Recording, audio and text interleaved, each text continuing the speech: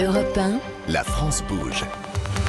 Elisabeth Assayag. Bien sûr qu'elle bouge cette France et nous on le voit chaque jour entre 13h et 14h sur Europe 1 avec des entrepreneurs, avec des patronnes qui ont des parcours de vie. Et si vous aussi vous avez envie de monter votre entreprise, si ça vous donne des idées, bien restez avec nous parce que c'est ici que ça se passe autour d'une grande patronne du jour. Aujourd'hui nous sommes ravis d'être avec vous, Marie-Claire Daveu. Vous êtes la directrice du développement durable chez Kering. Et oui, puisque nous sommes en direct, nous sommes à Giverny au musée des impressionnismes pour la 4e édition du forum de Giverny. La start-up du jour, Sylvain Guyoton, directeur des évaluations et de la méthode chez Ecovadis. C'est une plateforme d'évaluation des performances RSE des entreprises. Vous mesurez les performances RSE des entreprises. Et avec vous, Sarah Lamaison, cofondatrice de Dioxycle. C'est une start-up qui permet la conversion de CO2 en produits de tous les jours. La France bouge. La pépite du jour. Chaque année, nous remettons des trophées européens de l'avenir. On découvre des pépites, des toutes petites entreprises. On les appelle les bébés start-up, parfois encore à l'état de projet. Aujourd'hui, un projet né il y a 1 an et demi. Sarah Lamaison, bonjour. Vous avez 28 ans et vous êtes la cofondatrice de Dioxycle. C'est une start-up qui permet donc la conversion du CO2 en produit de tous les jours. Vous êtes bordelaise, vous avez fait Polytechnique, 1 année à Cambridge et aussi là-bas, vous avez rencontré votre associé qui est en train de terminer une thèse sur l'hydrogène. Vous êtes partie de la photosynthèse artificielle. C'est important pour comprendre votre projet, c'est-à-dire prendre l'énergie lumineuse des plantes pour la transformer en sucre, en biocarburant. C'est un petit peu ça, si j'ai bien compris. Et selon le même principe, vous avez monté votre start-up Dioxycle. 5 ans de recherche. Le reste, vous allez nous le raconter. C'est à vous. Vous avez 1 minute. Je ne sais pas si vous y allez arriver en 1 minute, mais on essaye. C'est parti. Bonjour Elisabeth, bonjour à tous. Dioxycle est une société qui développe des technologies de conversion du CO2. Comme son nom l'indique, donc Dioxycle pour Dioxide Recycle. Et comme vous l'avez dit, mon cofondateur est anglais, d'où le nom. C'est pour recycler du dioxyde de carbone. Et donc nous recyclons le dioxyde de carbone en différents produits, en particulier des carburants et des produits chimiques. Il faut savoir qu'aujourd'hui, la plupart des produits chimiques et des carburants sont produits à partir de pétrole et leur production émet énormément de CO2. Et donc chez Dioxycle, on développe des systèmes innovants pour produire durablement ces produits. C'est par exemple ces fibres textiles, ces plastiques, ces carburants, non pas à partir de pétrole, mais à partir seulement de CO2, d'eau et d'électricité. Donc voilà, donc nous avons monté cette start-up avec David Wakely et maintenant nous avons la chance d'avoir une équipe de plus de 10 personnes qui travaillent vraiment sur le scale-up et l'intégration système de la technologie pour l'installer sur des sites industriels à moyen terme. On a été sélectionnés. Bravo Sarah Lamaison. Bravo pour votre pitch. Vous avez été sélectionnée. Je vous laisse terminer quand même.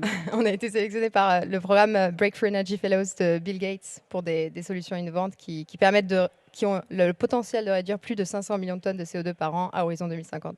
Il se passe quelque chose. Marie-Claire Daveu, vous en pensez quoi Quel regard portez-vous sur Dioxycle ?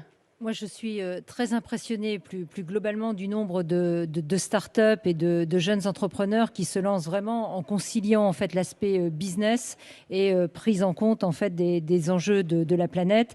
Et c'est, on va dire, un écosystème qu'on connaît bien chez Kering, puisque à l'heure actuelle, entre ce que les maisons font et le corporate, on travaille avec plus de 120 start-up. Vous l'évoquiez au début, ça va des matériaux, matières premières, process, etc.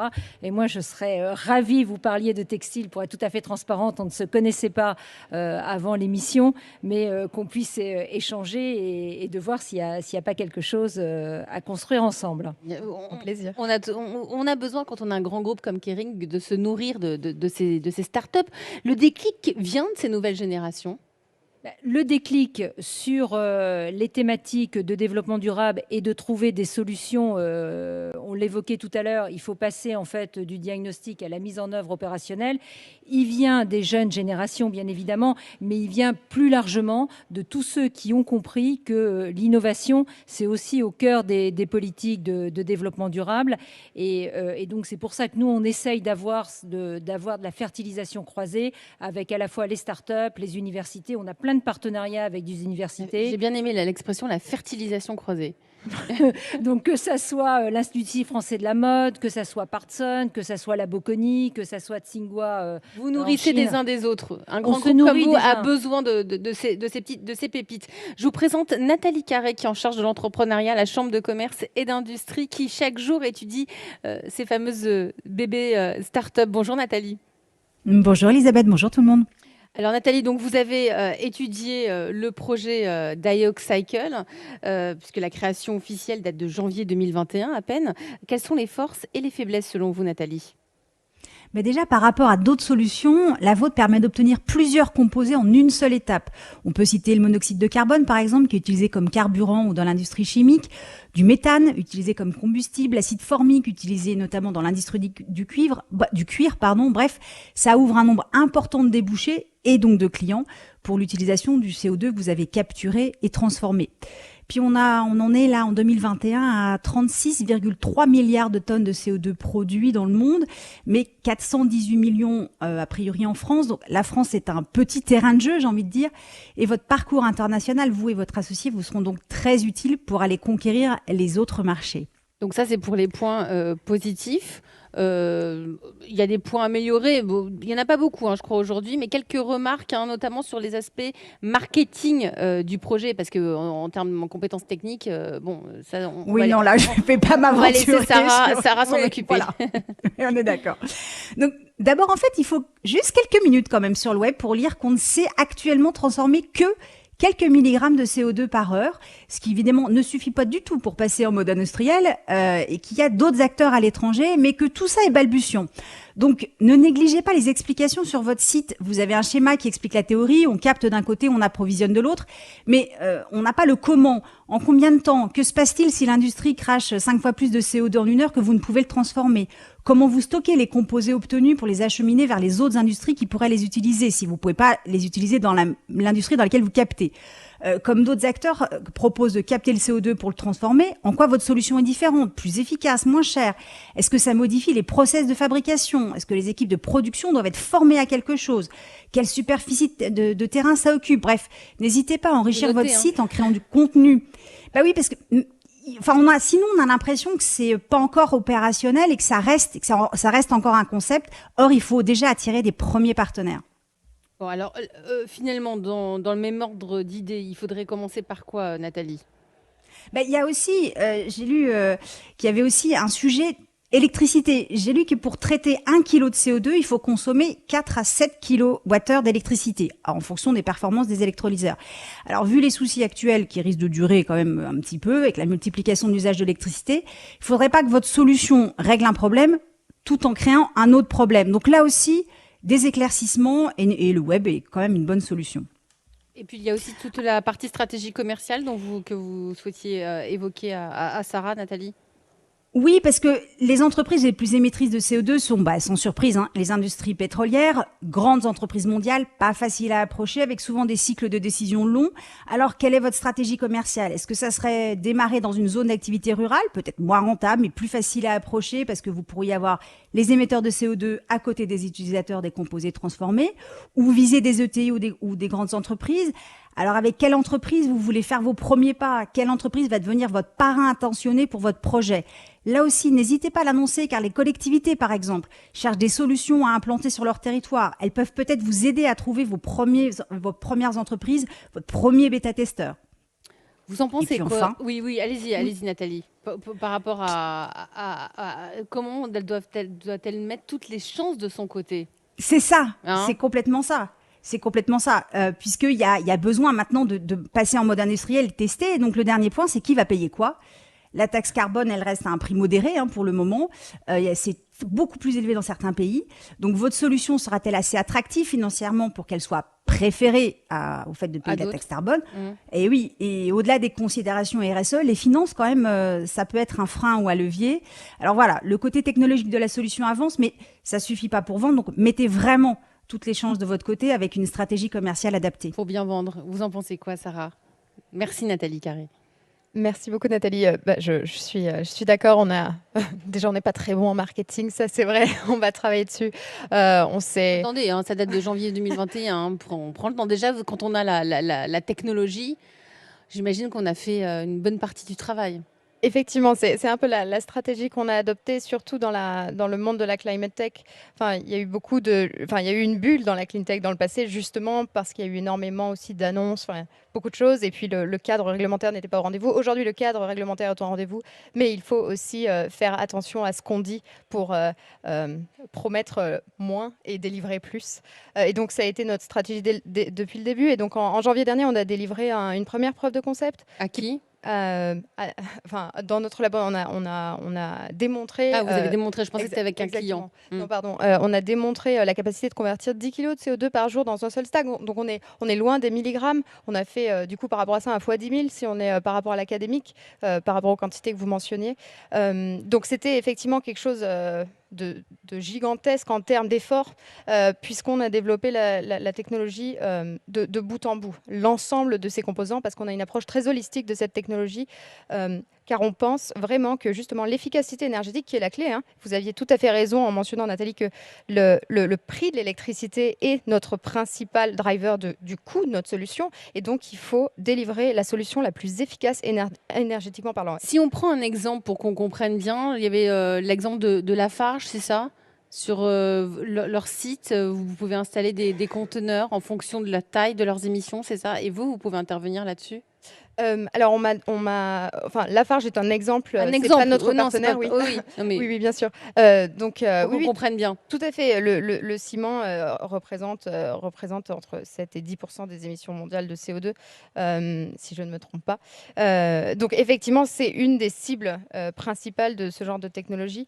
Donc vous récupérez les conteneurs en fonction de leur taille et de leurs émissions, et vous pouvez pouvez les convertir et soit leur redonner pour qu'ils les utilisent directement, soit en faire un produit vendu à un tiers, c'est ça? Exactement. La solution idéale, c'est lorsque le produit peut être réutilisé sur site. Comme ça, on n'a pas de question de compression, de transport des produits, etc. Si on est sur des produits gazeux, par exemple. Et donc, on minimise les coûts. Sylvain Guilloton, vous êtes le directeur des évaluations chez Ecovadis. Vous la notez bien, hein? Alors, elle n'est pas encore notée, mais ce que ça m'inspire, c'est qu'effectivement, une des clés pour le développement, c'est de trouver un ou deux grands industriels qui vous font confiance et qui vont vous accompagner dans ce développement. C'est un des éléments qui a fait le succès d'Ecovadis.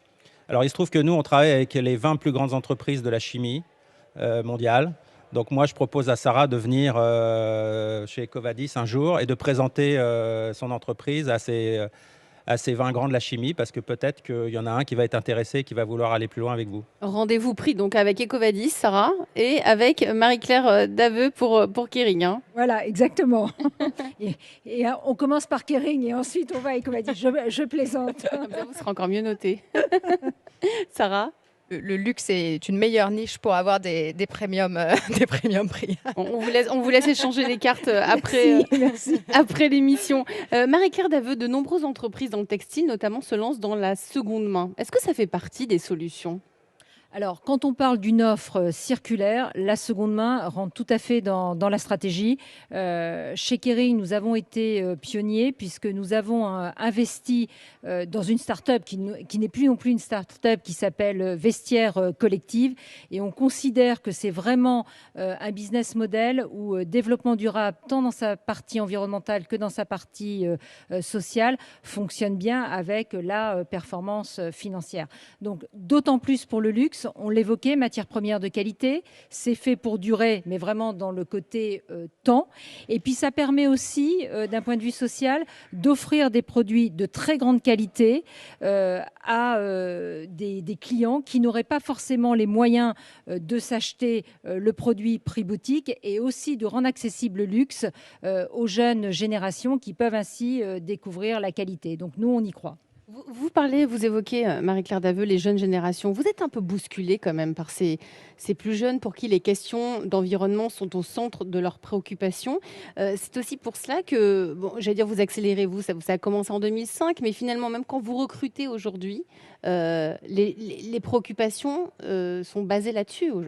Alors, nous, on ne le sent pas comme bousculé. Au contraire, on le sent comme une grande opportunité. Et c'est un facteur aussi de stimulation. C'est un peu comme les notations et les évaluations.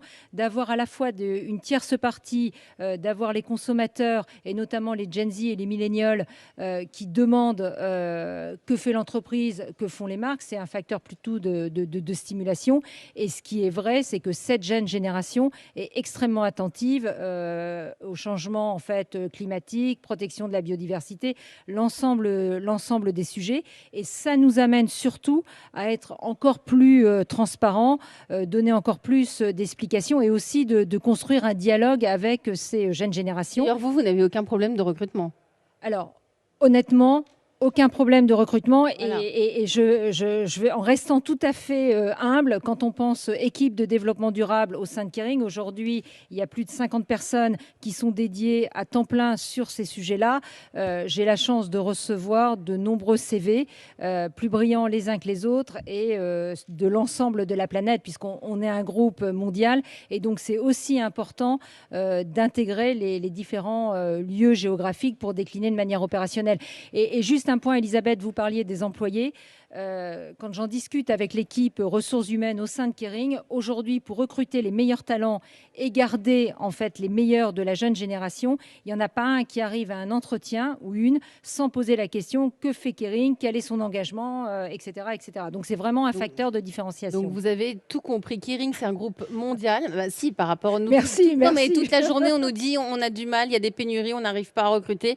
Bah, finalement, vous avez compris que le besoin aujourd'hui des jeunes générations, des jeunes qui arrivent sur le marché de l'emploi, c'est aussi, malgré tous les diplômes, Donner du sens. c'est donner du sens à sa vie et à son travail et à l'environnement. Kering, c'est un groupe mondial. Est-ce que vous avez l'impression que la France est plutôt exemplaire sur ces questions d'environnement ?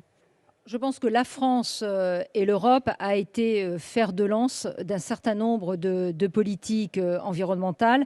C'est pour ça que nous, en tant qu'acteurs privés, et c'est un des thèmes du forum de Giverny, c'est vraiment de se dire il faut qu'on travaille avec les pouvoirs publics.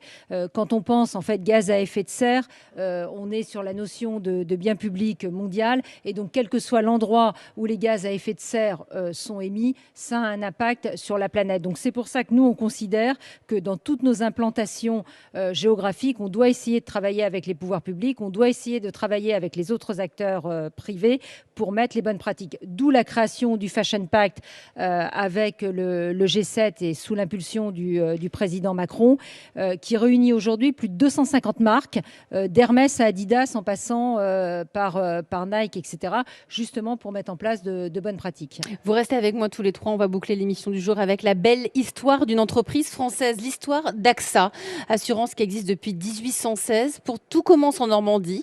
Dès le début, ça a été très axé sur la région, sur le territoire et la RSE, avant même que le nom soit connu de RSE, faisait déjà partie intégrante de l'entreprise.